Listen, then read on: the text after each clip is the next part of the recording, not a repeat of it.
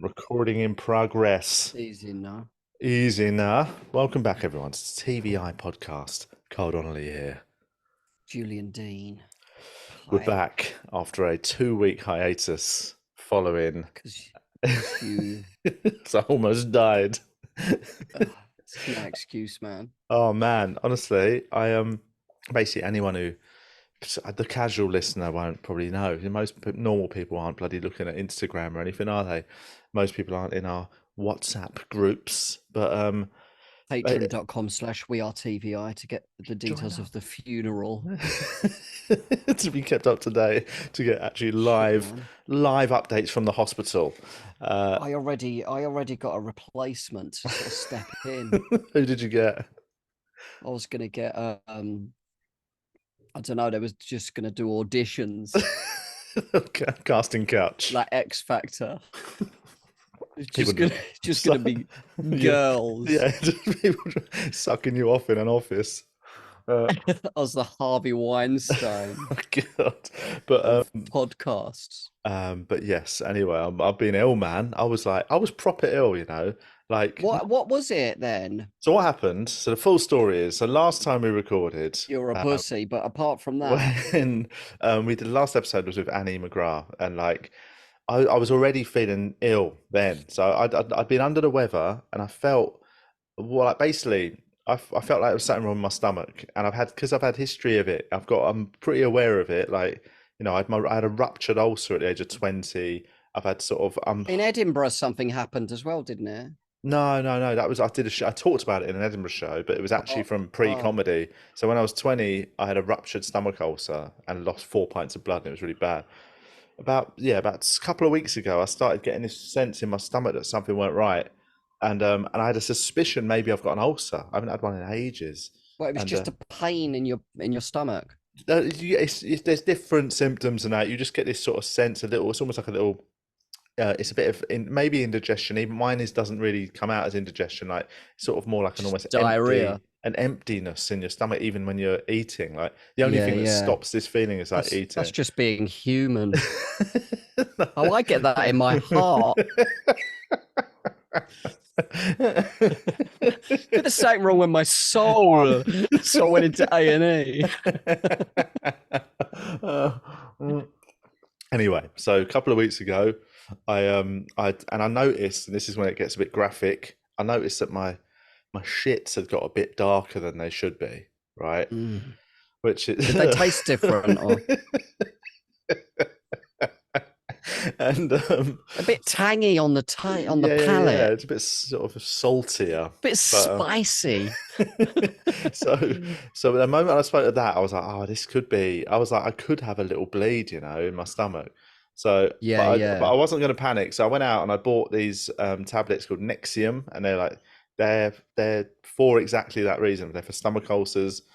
And a bleeding ulcer is not that uncommon. It's not like where did you buy the tablets? Just in a chemist. You can get them over the counter. Did you hear that? All the birds flying over. But basically, you can. So I thought, if it is what I think it is, these tablets, if it's very minor, should just clear it up. Started taking the tablets for a week, and then I fainted. So, and have you ever fainted?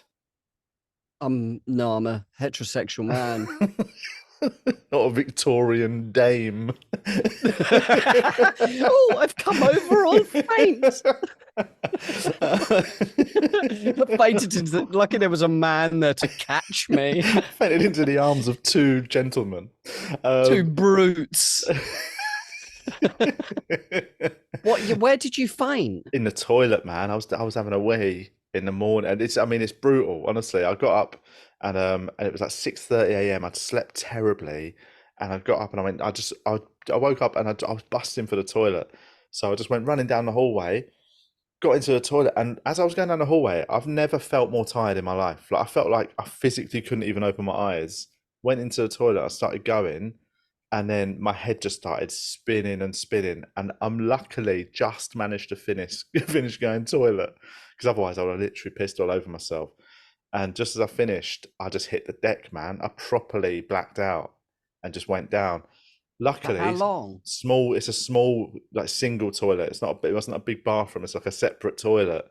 So it's just a small room. So there wasn't really anywhere to fall. So I just sort of fell back against the wall and just went down the wall, like crumpled down into the corner. And I must have only been out for 3 or 4 seconds, I think, because I then sort of woke up and was like, oh, and I managed to get myself onto my feet. And by then, Hannah had heard the noise. I'd literally just crashed to the ground, man. And she was running down the hallway. The screaming. She heard the whimpering. She heard the sound of my dress falling off. But little nightie in the morning. And she come running down the hallway, and I was already up. I'd managed to get myself to my feet, and I came out, and I just went, I don't know what happened. I just fainted, and I sort of she got me back to bed, and I just slept for a bit, and I was just a bit shaken up from it. And then, that was the day I was going to do that gig on a cruise. Like, I was literally a couple of hours later going to go and get on a cruise. Oh yeah. So I did that. I probably shouldn't have done it really, but after I slept for a bit more, I felt okay, and I was like, oh, maybe it was like low blood sugar, or I don't know. I've never done it before. Maybe it's just a new thing. But I as much as it shook me up a bit, I was like, let's not read too much into it. And then I went and got on the boat to do the gig. It is a concern, though, isn't it? Yeah, but then obviously just before you're going to go on a cruise and dance for the sailors. Like Marilyn. Happy birthday. I've got to jump out of a cake with my tits out. But no, so yeah. I mean, that is a concern, fainting, though, isn't it? But this is the thing. So in the morning after I'd fainted, I did that classic thing of just trying to convince myself there's nothing wrong, mate. You just faint. I was fainted. No, everyone faints. And then I got on that boat, I felt really rough. And I spent 2 days on that boat thinking I've got bowel cancer, basically. I was like, I'm fucked, mate. I'm going to die. I could feel like I felt rough. I felt low energy. I didn't deal with the boat rocking very well. I didn't get my sea legs. Did manage to do 2 gigs. They were both really nice that night. Got on Sunday, I just had a full day off before I got off the boat on Monday morning. And I just lay in bed all day. Literally, I got up to go and eat some food and then went straight back to bed. And I basically just slept for 2 days and then got off the boat and then called the doctor the moment I got back on land. Couldn't get an appointment till Thursday. And I spent the week just building up for the comedy festival. So I opened my show on Thursday night. And every day I got more and more tired. Like, I was feeling fucked, man. Like, and I'm literally got Twyla all day. Hannah's working. So it's me and Twyla all day. You know what it's like when you're looking after a toddler, man. It's like, it's pretty full on. Like, I've done it, yeah. I wouldn't do that. I have my boundaries, but so I was just treading water all week, energy wise, man. I felt dog shit. And then finally Thursday I saw a doctor, told her everything that happened, and she said, I sort of mentioned that I've had a history of, I had a ruptured ulcer in my 20s. She said, she goes, my suspicion is you've had a perforated ulcer, which is bleeding, very low level bleeding. So obviously I wasn't jaundiced or anything, so I didn't look yellow. So I hadn't lost so much blood that it was like, you're fucked. But she thought, did you look pale? Yeah, I looked pale, but I didn't look yellow. So you lost blood. Where was the blood though? It was coming out in my shit. So it was going, the bleeding. Oh. So the blood was going into my stomach and then going just out by working its way through my bowel and coming out in my shit. So that's why my shit was darker than it had been forever. And anyway, she said, look, she goes, you've done the right thing taking them tablets. You've probably caught it in time. She goes, I'm going to give you a stronger tablet that you can only get prescription. So she gave me this really strong one to like sort of help my stomach just heal. Why don't they just sell the extra strong ones in the chemist? No one's going to OD on them, are they? Exactly. But then these are prescription. Why can't they just be available ones in Tesco? But anyway, then she did. She said, we'll do some blood tests before you leave today. So I did a bunch of blood tests, and she goes, and and it was Easter weekend, so that was Thursday. So she said, look, the results probably won't come back till after the weekend. And she goes, so off you go. And then she goes, just take it easy. I hadn't told her that I was literally opening my show at the comedy festival. I was going to have a really stressful weekend. And then why didn't you mention that? I don't know. She didn't ask. She didn't really ask what I've got up to. She just told me to comp. Gave her a flyer. Uh, here you go, mate. Come Start along. flyer in the waiting room on the way out. But yeah, she just said, look, just take it easy over the weekend, relax. And I was like, yeah, okay, Yeah, I yeah. will. Come round. And then I went, and I just had to get ready and go and do my show that night. And I went, and I was all right. I was feeling low energy, but I weren't fucked. I was like, I physically feel like I can do a show. I won't be 100%, but whatever. Did the show, went well, nice gig, came off. I went to see a show called New Order, which is like the one of the shows here where they have free like newer comics from the UK. And I watched Josh Jones, and then after him was Celia AB, and she was on stage. And while I was watching her, my phone just would not stop ringing, like vibrating off the hook, non-stop in my pocket. I was like, what the fuck's going on, man? So finally I looked at it and I had some missed calls, and then I had loads of missed calls from Hannah. And then she sent me a message, and mate, this is the scariest message I've ever had in my life. It said, the show isn't selling. You were shit. You were shit, and I'm leaving you for someone better. I just saw the show, it's shit. I'm going to hook up with Josh Jones. Oh, man. But it just said, she goes, the doctor's been trying to contact you urgently. She's just called me and said she's got to speak to you urgently about your test results. Fuck. Like, mate, that is just the worst sentence. What if she did and she got through? She went, oh, yeah. Didn't know that. Yeah, they're fine. Yeah. They're fine. I want to say your blood is wicked quality, man. Like, no, everything's perfect. Just thought I'd ring you at 1 a.m. Speak to all your family trying to get hold of you. Yeah. I'm just going through some emails. They're cool. Yeah, everything's cool. Thought I'd drop you a line. Yeah, I'm just in the office. No, they're cool. Yeah. You should be fine by tomorrow. What did she say? Well, anyway, so Hannah said the doctor's called her. But the doctor couldn't tell Hannah for, like, you know, there's that patient confidentiality thing. So she just told Hannah. Your wife, man. Like... I know, man. But so she said to Hannah, tell Carl I'm going to call back in 15 minutes. I need to talk to him immediately about his results. So Hannah told me that, and I just had to walk out. I had to leave the gig. I had to walk right across everyone, and you know, Celia's on stage. I felt like rude, man. Like it looked like I'd just bowled out of her set. Like no. And I get out. I meet Hannah. Hannah then looks, you know, like she's seen a ghost. She's now terrified as well. And we just went and found this little sort of room and just sat in it and stared at my phone for 15 minutes, waiting for it to ring. And that was the longest 15 minutes of my life. I genuinely thought I've got bowel cancer or something, man.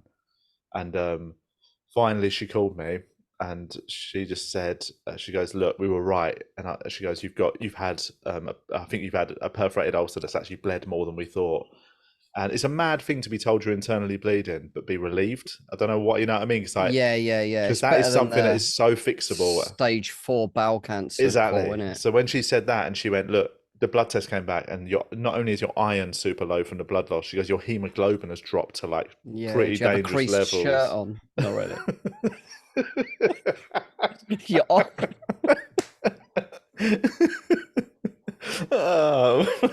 Run one over this, could you, Hannah?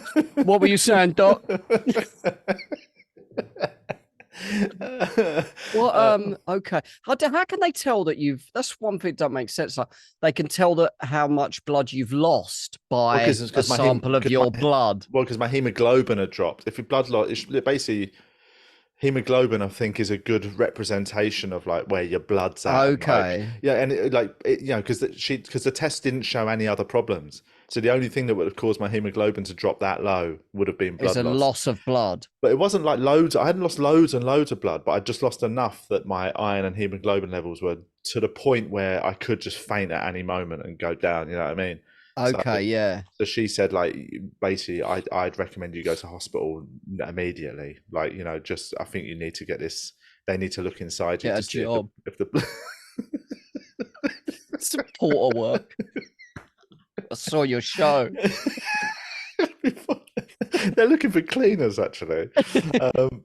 But Yeah, so she just said go to hospital immediately, and and the mad thing is, I had to do a gig. I had a gig that I had to be at like 15 minutes later. So in my head, I was Shit. like, I said to her, and then I leveled with her. I went, look, when you say immediately, like, am I going to pass out and like, need an ambulance? Like I said, like, could it, worst case scenario, could this wait till like super early in the morning?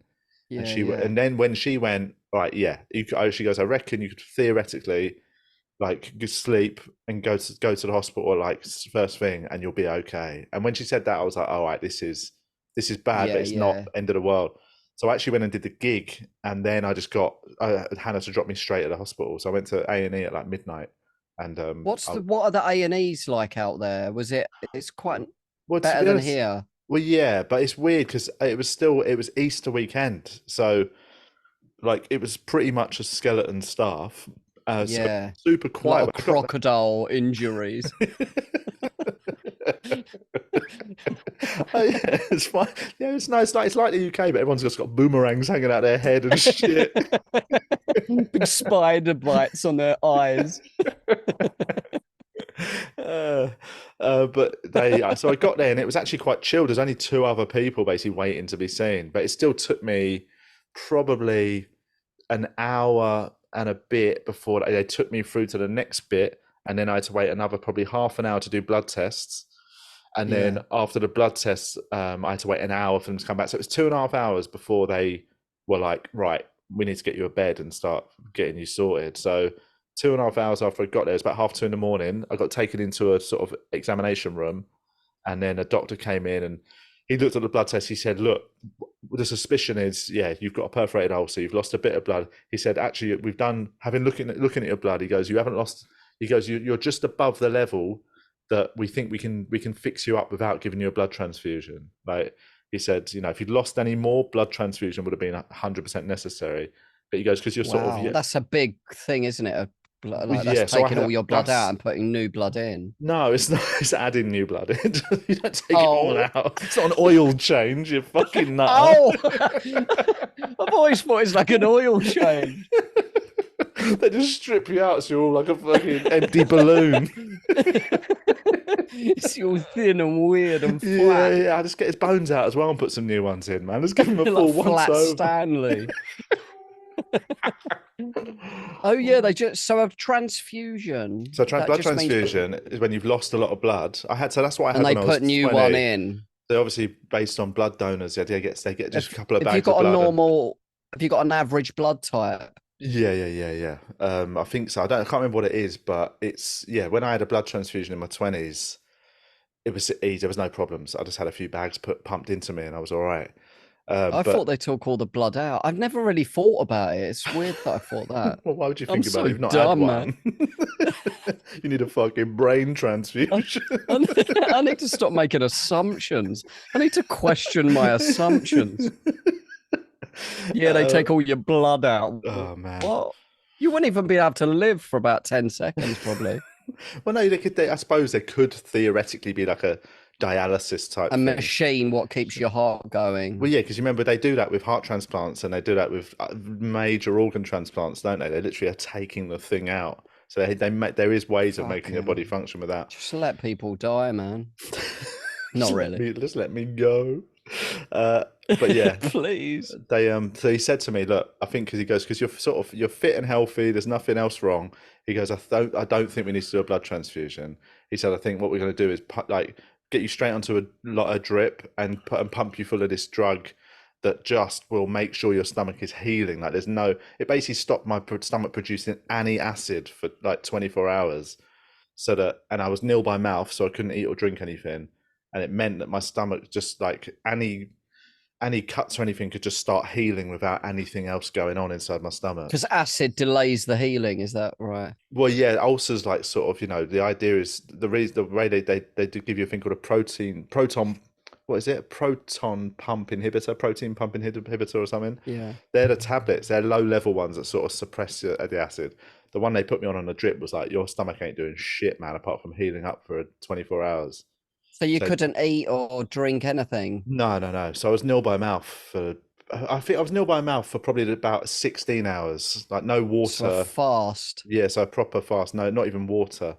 Like, so they let me get a little thing of ice. I could rub ice on my lips to make it feel like I was having water.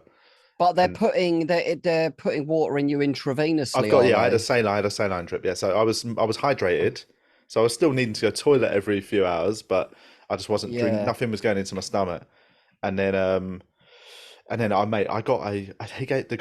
doctor gave me a rectal exam. That was one of the most extreme just as a things favour to make you feel better. Just because he's, look, man, you've had a bad day. He'd had a busy day. He liked the look of me, man. Lick your bum. Yeah, we've changed the technique. Actually, we now do it with my mouth. I'm just going to do it with this dildo. Is that all right? Starts fucking you. Can you lock the door, nurse? Get my GoPro. But what did he put? So he fingered your bum. Did you have the same frock on?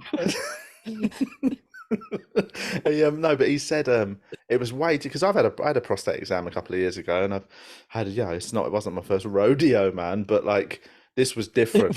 Like he kept calling it like there was some special phrase, something rectal exam, and then when he said, he goes, I think I'm gonna need to give you one of these just to check there's no bleeding around it, like that area. Then you see him leave and get in his car and drive off. He weren't even a doctor. Doctor come in and goes, "Oh, was that your mate? One of your visitors?" Your mate was in a hurry, was?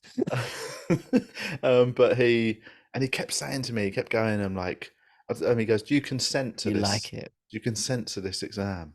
And I was like, "Yeah." And then but he said that about 8 times before doing it, and it just made me think, why is he so worried about me consenting to like what? He's just doing like a rectal probably exam. On some list in fucking. Mate, he went for it, man. Like it was so much more extreme than like when I had a prostate exam a couple of years ago. Like he was right in there, man. What, with his finger? Yeah. And then there was no bleed. Luckily there was no bleeding around there. Well, not before he got in there. And afterwards he left me in tatters. But and then so they moved me to a ward, got me on this drug. And then next day at 5 p.m. they put me to sleep. They put me on a general anaesthetic, and they did a gastroscopy where they put the camera down my throat to have a look inside my stomach. Oh yeah. And then their Instagram, yeah. And then I saw all the pictures afterwards. It's fucking gross, man. Looking inside his stomach, it's really gooey. Is it? Yeah. Yeah, it's not nice. But they looked around, and then when I woke up, they came and saw me, and they were really like, "Oh, this is we." They said it's absolutely fine. They said the ulcer. She said there was an ulcer. There is an ulcer. It definitely was bleeding, but she said it had already started healing by the time you came in. So it was just the blood loss that was giving you problems. Really, actually, the ulcer itself was already on the mend. So they do a good job, doctors, don't they? They were amazing. Everyone was so good, man. And they kept me in one more night, just sort of on that drug. And then the next morning, they basically took everything out, other than they kept my cannula in my arm, and then they put a big bag of iron into me to try and get my blood levels back to some normality.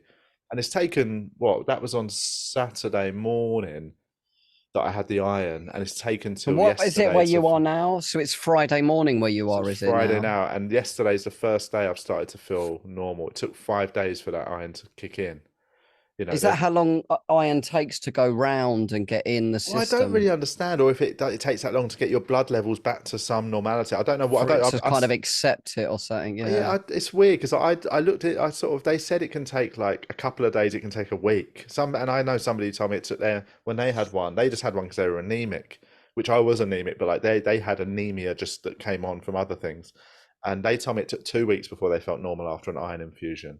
But I feel like I'm now getting the sense. I feel normal for the first time in 2.5 weeks, 3 weeks. That's good, man. It's so nice, isn't it, when you feel better after? I mean, I've never had anything like that bad, to be honest. But it's not just so much. It feels good to be relatively normal again, but it feels good to not have this underlying sense that something bad is wrong with you. Like the relief. That thing of thinking like when I fainted, man. Yeah, I spent 2 days thinking I've got something really bad wrong with me, like cancer or something. And then when I got and the them that call, perforated thing is a chance of it coming back, or well, it's okay it now? can happen to anyone. Like an ulcer can happen to anyone, and because basically there's different reasons that you can get an ulcer. One of them's a bacteria. Like you can get a little just bacteria called something like H. pylori something. So anyone can get that and get an ulcer, and then it can perforate if you don't know you've got it, and sort of it just you're eating a bit too much spicy stuff, coffee, whatever. Like things can happen. Smokers, it happens to lots of smokers. They get like if they have an ulcer, they can perforate it, and yeah. So there's loads of reasons. So mine, like, they couldn't really work out why I got the ulcer. And I don't. I mean, I'm not. I don't want to start hypothesizing, but I do think mine's probably slightly underlying stress related. Ulcers can be caused by stress. Although they don't. That's They what just I kind of commonly associate them with a bit. they Like sort of try and say ulcers, they don't. stress, Like doctors still are very hesitant to admit that stress causes them. because it's not been proven with 10,000 trials, I suppose. Yeah, and it doesn't feel very scientific. There's that Yeah. still argument that they don't like to admit that there's a sort of link between what goes on in your gut Feelings and and your your feet. illnesses. Yeah, but actually, it's not. It is. I think I know people. My mum suffered from ulcers her entire life, and she got tested for that bacteria loads of times. She didn't have it. My mum was one of the most anxious, stressed people I've ever known. Like it had to be stressed. Her diet wasn't out of the ordinary. She didn't drink loads. She had periods when she did, but hers. I was think 100% stress. stress. Like, I mean, I am not a doctor, obviously, but I think Yeah. 100% stress can make you. I mean, stress could give you a headache.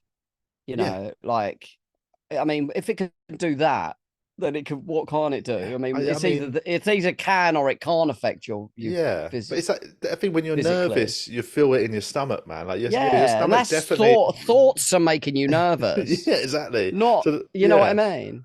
yeah. So I think mine was just. If a lion's running at you, you'll be shaking and your bowels would open. Yeah. Not me, but you. I'd jump in southpaw. Start doing some karate, like Karate Kid, crane kick, just stand there. Yeah, just get eaten in that shape. Like be even more embarrassing. Be like a monster munch for him.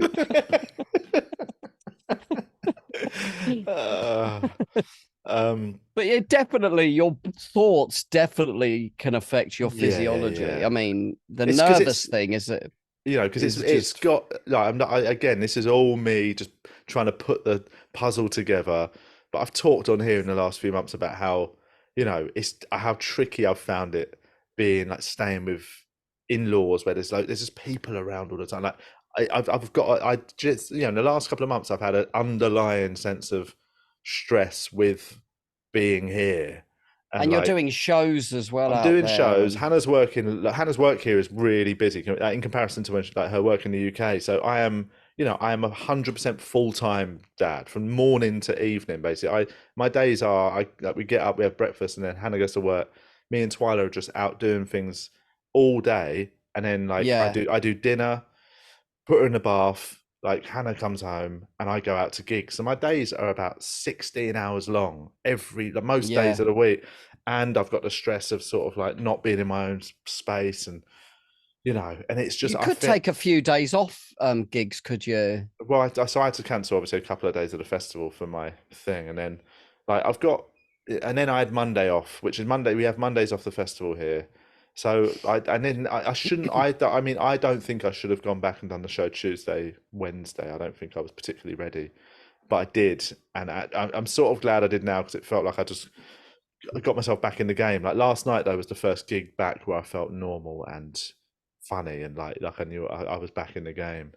So yeah, I'll do the weekend. That's an ordeal, isn't it? And then Monday I've got off again, and it's just I feel like I'm all right now. I've sorted it out, and I'm on these tablets for I'm basically on tablets now until I get back to the UK, and then I'm gonna try and get another gastroscopy so they can have a look in my stomach when I get back to the UK, just to check if it's definitely fully healed, and then I'm back to normal basically. Although the waiting list probably means I'll get seen when I'm about 93. So Yeah. When you're dead, yeah. the autopsy. Don't have to exhume my body from the grave to look at my tummy. But yeah, so you should get on that and just book it as soon as you're back on the I'm a actually GP appointment. I'm going to book it in advance. So I'm seeing the doctor here Monday, and we're going to do a That's a sort good of idea. remote. I'm going to get them to send the referral to my doctors in London. That's a good call. Yeah. Yeah, man. So, but there we When are go. you back? So I'm back in a month. Pretty much a month today, I think. So what? The beginning of May? Yeah. First week of May. Oh, that's cool. It's been long, man. Like every time, sometimes I stop and think I've been here for fucking ages.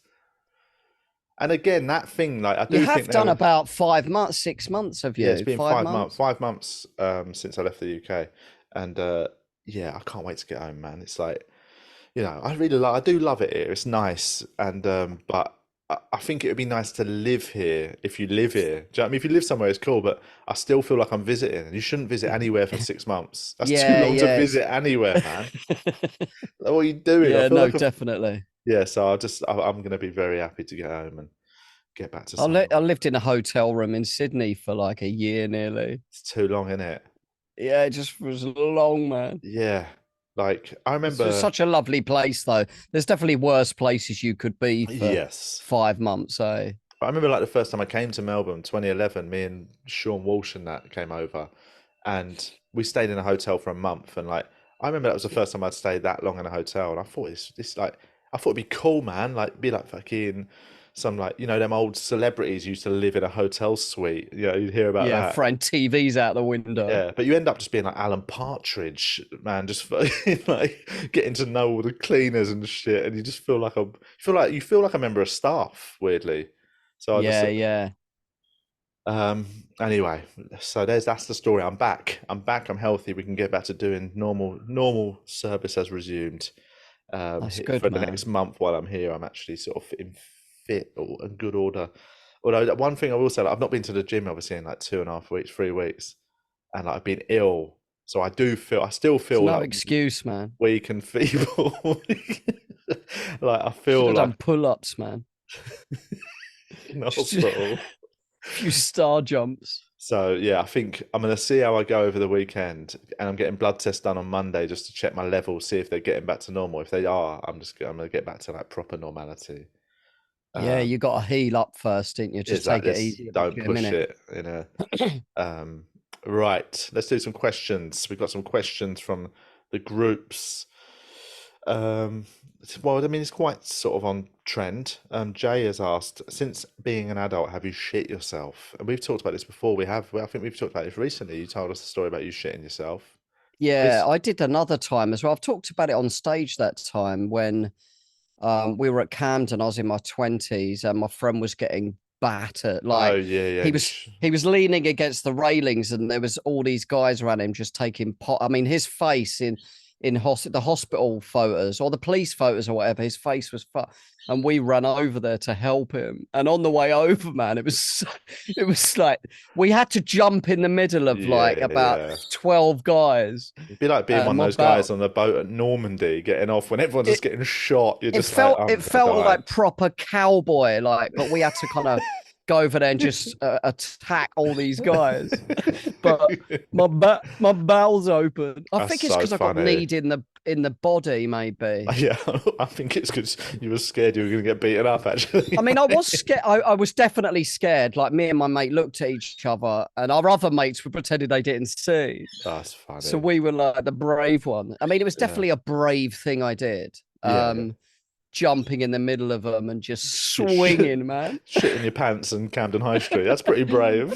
On the cab on the way home, we got like a 5-seater. Someone's going to smell. I don't know. Anyway, I won't go into it. But yeah. I've definitely shit myself. I definitely pushed through my fear.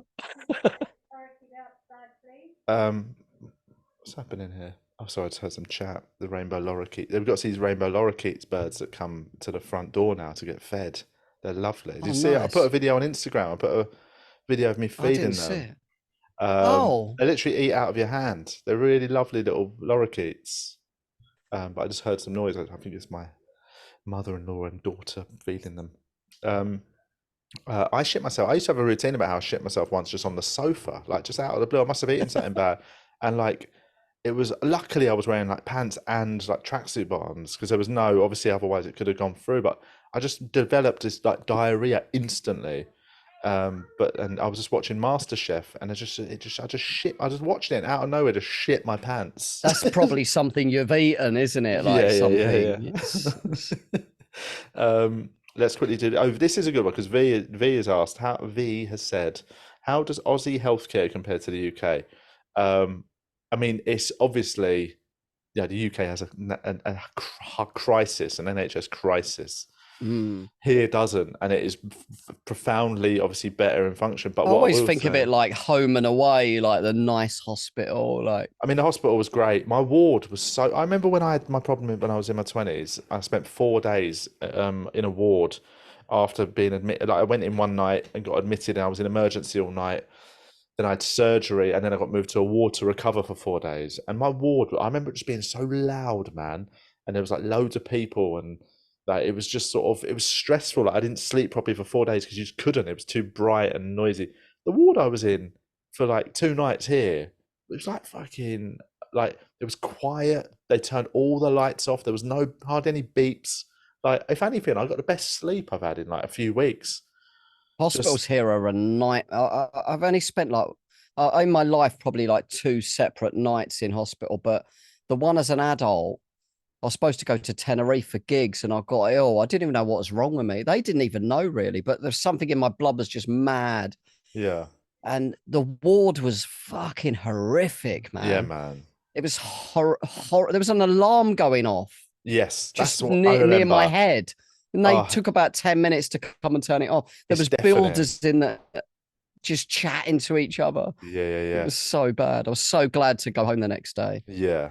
Although one thing I will say here, because like obviously, because I'm like I'm in a bit of a weird situation here where like because I've got like because I'm like through marriage and I've got my marriage visa, so I am technically a resident here. I can like, I'm legally a resident even though I don't live Yeah. here, but I'm not entitled to Medicare, which is what everyone you have to enroll in Medicare here because it's like healthcare isn't free, but everyone has Medicare, which means you sort of you go and you pay, but then you get most of it back from the government. It's like a weird little system they've got. So you go to the doctors, and it might be you might pay to $100 to go for a doctor's appointment, right? So And it's that's like not like an NHS over it's there. not Like NHS, but it's also not it's like America. privatized, It's private. It is, but it's not. It's sort of also it's subsidized, government subsidized. So it's not America subsidized. where you need health insurance. But a lot of Yeah. people but people here like some people will still have private healthcare here, but like most people are on Medicare. So like Hannah went to the doctors the other week and she had to just get a little like procedure and like it was like $400 she had to pay up front, but then she got 300 back. So that she basically that would be like paying 200 quid and getting about 150 quid back or something, right? Yeah. So Why'd even take all that then? Why don't they just take the little bit? it's just a weird way of the government accounting for it. But like, so, Yeah. They have but to apply to claim it back yeah, yeah, or yeah. something, I So guess. I'm not entitled to Medicare because I don't live here officially. I don't live here full time, obviously. So I had to pay for the doctor stuff, but then the hospital stuff I got free as a British citizen. They do like a reciprocal healthcare. So if an Aussie obviously is in the UK and ends up in hospital, they'll get just seen free and sorted out. Oh, that's So good to know, isn't so they it? do that here that because I went in as an emergency for 2 days, everything they did to me, like the guy came to see me at the end, like and just went like they have a finance person come to see you to talk about your situation. The anal was 80 quid cash. I paid, yeah. You had to pay him before. No kissing on the mouth. But yeah, so like, but I had to pay for the GP, so I had to pay like basically 100 quid or 90 quid to go and see a GP, and I had to pay 200 quid for blood tests. So Ah, which is but it is what I needed, and I'm glad I did it because I found out I was internally bleeding. But yeah. healthcare system here, it's not free. Like you do have to pay the odd bit, but it is obviously it does function very well, and it's Can people get insurance over there? I assume so, yeah. well if I'd have because before we came out because I only got my residence visa last year. Before we came out, I just thought I'd be able to get Medicare when I got here. So I actually applied for Medicare. So I didn't get my normal travel insurance that I always get when I come over here. So if I'd have had my travel insurance like normal, I would have been able to claim back that sort of that 200, 300 Ah, quid. But now I'll just wipe it out. and can you get an Aussie passport? No, no, no, not until you're a citizen. And like, I wouldn't be, Okay. you have to live here What for a would you have few, to do to become a citizen? Move there. move here and then do a citizenship test. Okay. So yeah, so and then What's this? It's a kangaroo.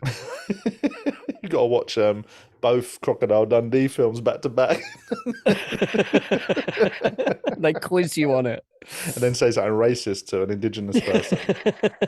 Um, but but yeah, that's what else is going on. What's your favourite Aussie beer? I was Two E's. Is Two E's still big over there? not really. That Like used to be the biggest beer like years ago, didn't it? the big beers here are probably like Cooper's is like one of the main ones.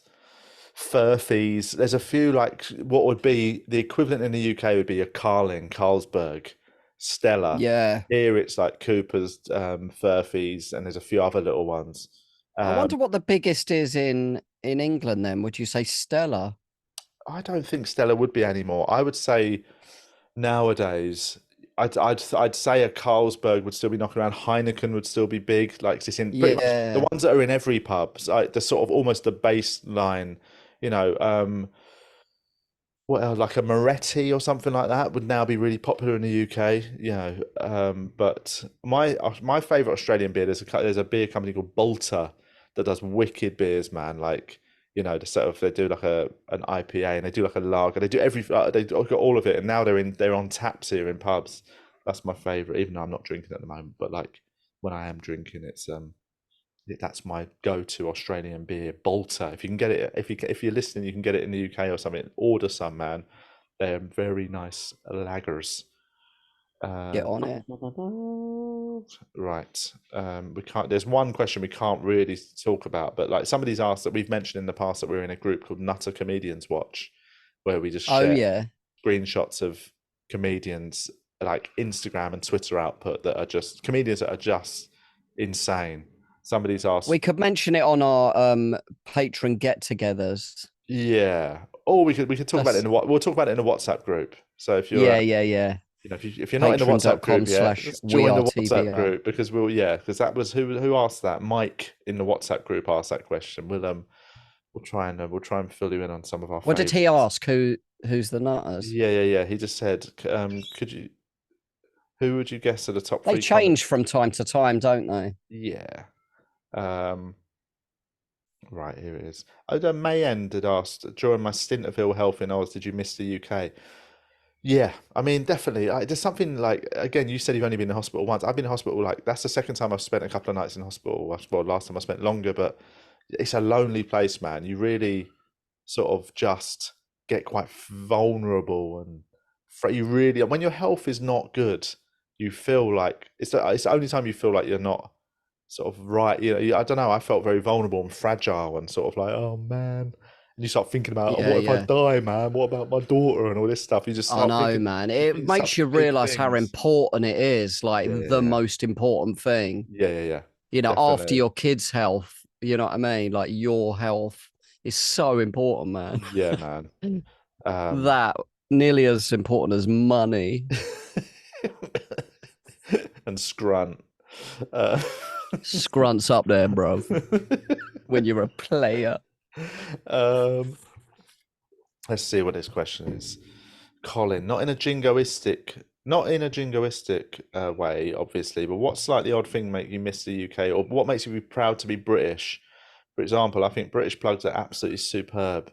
When I go on holiday, I always think that the plugs are shite every time I plug my phone in. I mean, the plugs, definitely the UK plugs are the best in the world. They're the most sturdy. They haven't got them little thin fucking bits that you have to put in. Like, they're just good old fashioned fucking thick It's weird how we do have a prongs. different plug system to the rest of the world, though, It's isn't it? insane. I don't know why that's still a thing, isn't it? Yeah. I mean, we'd have to change ours, though, wouldn't we? Probably, yeah, because the majority, the Or just rest of the we're invade only, them and get them changed, or we're gonna nuke them. yeah. It's yeah, I think plugs definitely. I do. I mean, I've said it before and I'll say it again. English pubs. There's not another country on earth that has a better pub scene, or not even scene. Just there's something about a British pub that is the most welcoming night. And It's obviously because there'll of be the dodgy history, pubs. is it? Like the buildings of Yeah, some of them are like 300 years old or there's older something. pubs. There's pubs that are fucking 500-600 years old, Jesus mate. used to drink in. So there's just like we've got a pub culture, but I think sort of when you're out of town, you go to like a country pub. They've got a bloody fire in the They corner, do and there's look loads of welcoming. I dogs. mean, I Oh, don't drink, do I? So I don't really do that. But yeah, they do look cozy. yeah. But there's not like I've been to cool bars in every LA and fucking New York, and I've been all over European, but you get some lovely pubs in Europe like Germany and all that. But I think there's something about a British pub that, mate, is just the best on earth. You can never get a pub like that in Australia. Like their pubs are so different. They're just not. They don't treat them as a sort of a communal space. It's just yeah, it's weird. So like that's the thing that makes me proud to be British is our pubs, which isn't the best thing really. But there's not much else really nowadays, is there? There's not a huge amount of pride in British life. Um, let me see what else is going on. Oh, somebody made a joke because I made a joke on Twitter about getting cock reduction when I was in hospital. Somebody's asked how the cock op went. Somebody's asked have I sorted my will out. Have you got a will? No, No, I haven't got a will either. I have got life insurance though. I've got quite a I've got healthy. life insurance. Yeah. I've got a nice one. Do you know what? I changed mine this year to a better one, where What an English, obviously English one. yeah, yeah, Yeah. yeah. But like, 'cause my one in the past was if I died, Hannah just gets a lump sum. But I changed it to if I die, Hannah To gets a your lump. side team getting a lump sum.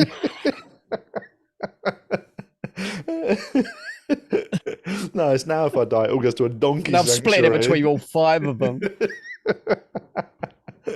um, but now if I die, Hannah gets a lump sum that's slightly smaller, but Twyla gets 20 grand a year until she's 18. Fucking So hell. yeah, so it's a nice sort of She little. should get that from 18, really. I know, but it's more to like just give her a full on, you know, sort of She'd save bed of that though. money. I imagine she's not doing. Can't imagine us knocking out 20 grand a year currently on fucking sweets. But yeah, but I haven't got a will. But then I suppose it's that thing of I should do. I should. I don't own enough. I don't own. I don't have enough assets for a will. Really, I know you should still have one, but Yeah. I as yet because I've got the life insurance. That's the main thing that I've got that sort of puts my mind at rest. But like, what would I in my will? What would I leave? I don't own a property. I don't even own a car, so I've got rid of that. Like I'm quite free of assets. So it would just be money. My I've got a money needs to car, go. a laptop, a TV, coffee machine. Yeah. And I presume, I mean, I should probably do it, but I presume my savings would automatically go to Hannah as my wife.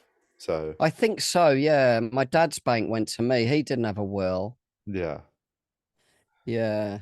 So yeah, I think all my savings accounts and all that business and my pension that I've got and things I've got that will go to, I should probably do a will actually. This is what I'm saying. Yes, I will. Thank you, whoever asked that question. I will do a bloody will, okay. Um, let's do another question. What's going on?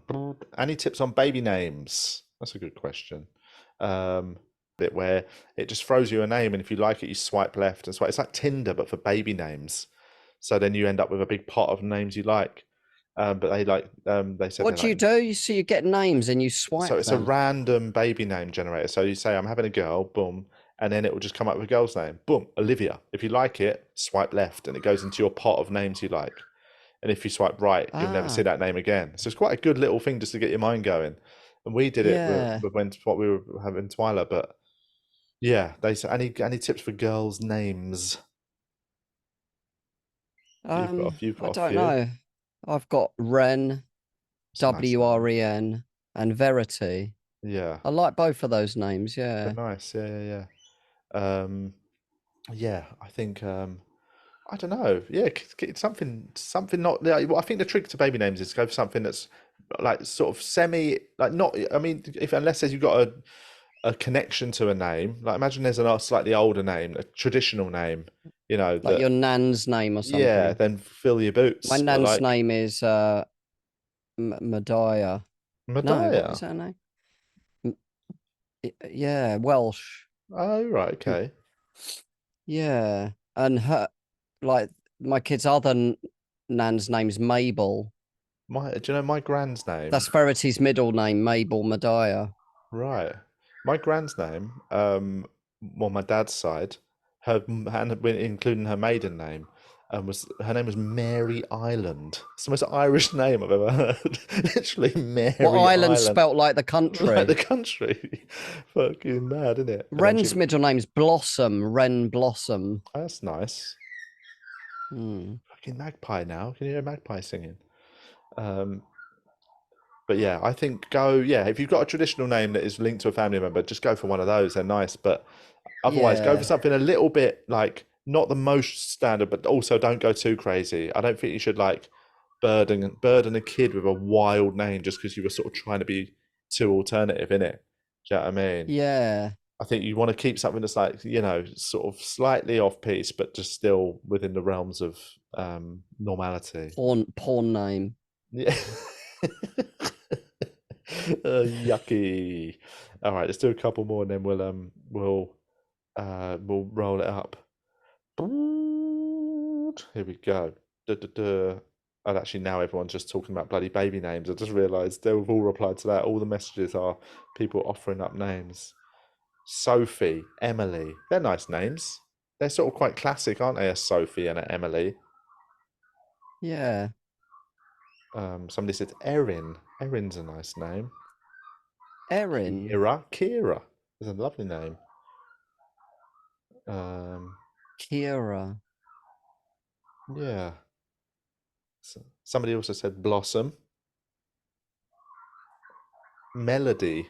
That's nice. I know a melody. Somebody said Linford. It's a really funny name. I literally have only ever heard Linford Christie as that name. That's a fucking funny name to just throw out of nowhere. Imagine that's my son Linford.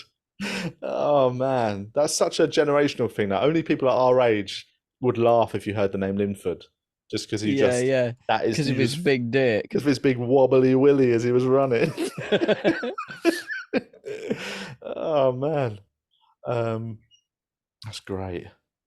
Somebody's then throwing some Derricks around. Some old, maybe them names are going to come back. Your Keiths and your Derricks. Yeah, like Linda or something. Yeah. Linda, Helen. Like Apparently they're on quite classic. apparently on QI, Jimmy Carr said there are still 11 Adolfs alive today.